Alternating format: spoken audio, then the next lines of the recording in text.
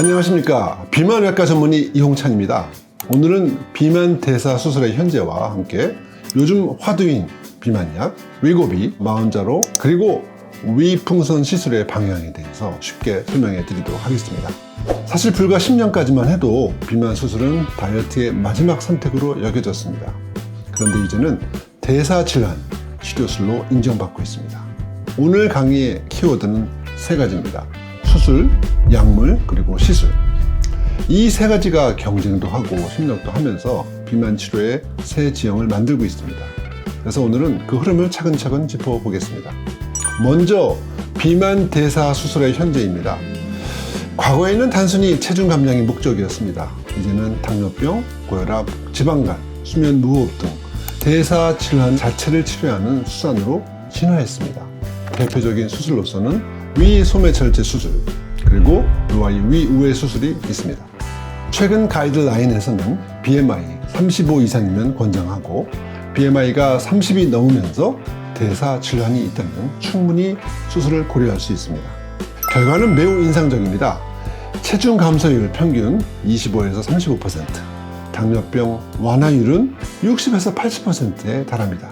그리고 심혈관 사망 위험도 크게 줄어듭니다.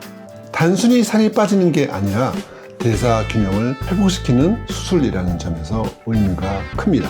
그렇지만 수술의 한계와 새로운 변수도 있습니다.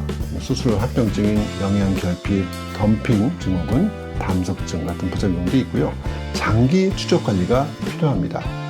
게다가 최근 몇 년간 GLP-1 아고니스트, 비만 치료제, 위고비, 마운자로 등이 등장하면서 수술 건수가 좀 다소 감소하고 있습니다. 그렇다면 이 수술의 시대는 끝난 걸까요? 아닙니다. 오히려 수술의 역할이 재정의되고 있는 시기입니다. 이제는 수술 단독 치료가 아니라 약물 및 시술과 병합하는 시대로 가고 있다는 겁니다. GLP-1 아고니스트, GIP 계열 약물, 즉 세마글루타이드, 털세파타이드 이런 약물들은 식욕을 억제시키고 위 배출을 지연시켜서 또 그리고 인슐린 감수성 증가라는 이 세 가지 핵심 메커니즘으로 작용합니다. 평균 체중 감량이 15에서 25% 정도까지 가능하다는 점에서 비만 치료의 게임 체인저라고 불립니다. 하지만 여기에도 명확한 한계가 있습니다. 이 주사 약물 치료를 중단하게 되면 1년 이내 70% 이상이 요요 현상을 경험합니다. 그리고 또 근육량이 감소되고 체성분 불균형도 보고되어 있습니다. 무엇보다도 장기 유지 비용과 수능도가 문제입니다. 즉 약물은 빼는 데는 탁월하지만 유지에는 약하다는 게 현 시점에서의 요약입니다. 그래서 요즘은 이런 접근이 늘고 있습니다. 수술 후 약물 유지요법 또는 약물로 시작해서 수술로 브리지로 전환하는, 이제 치료의 경계가 사라지고 있다는 겁니다. 수술 후 주사 치료를 병합하게 되면 요요 현상을 줄이고 혈당 및 대사 치료가 더 오래 안정됩니다. 이제는 수술 대 약물 비교와 싸움이 아니라 수술 플러스 약물, 즉 협력 모델의 시대로 보셔야 됩니다. 이제 위풍선 시술, 인트라가스트릭 발루닝 이야기를 좀 해보겠습니다.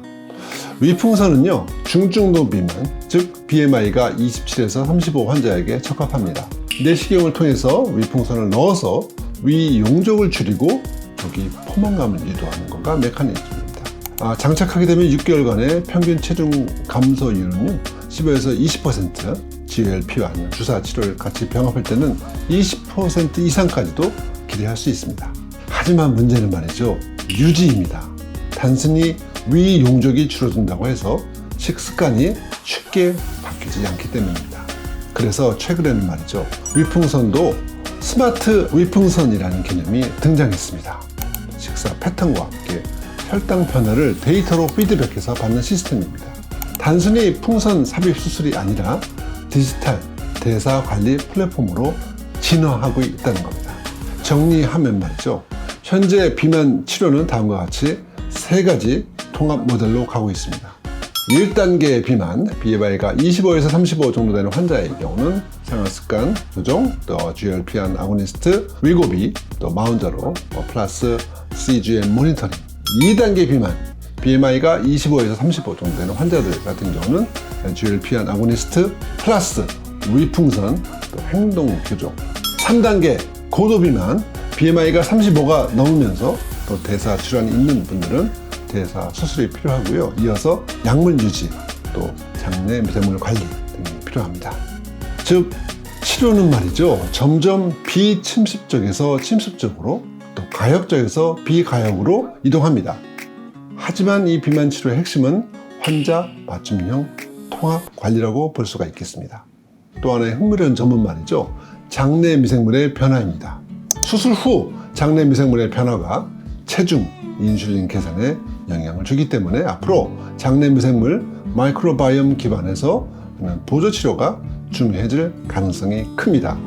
비만 대사 수술은 여전히 가장 강력하고 근본적인 치료 방법입니다. 하지만 이제는 우리의 하이브리드 시대, 즉 수술, 약물, 시술, 또 디지털 모니터링의 시대로 들어서고 있습니다. 비만은 의지의 문제가 아니라 대사의 불균형의 문제입니다. 그리고 우리는 지금 그 불균형을 정밀하게 교정할 수 있는 도구를 손에 쥔 시대에 살고 있다는 겁니다. 앞으로 비만 치료의 핵심은 얼마나 빠졌는가가 아니라 얼마나 오래, 얼마나 건강하게 유지되느냐일 겁니다. 지금까지 실천하는 외과의사 위병의 이홍찬이었습니다.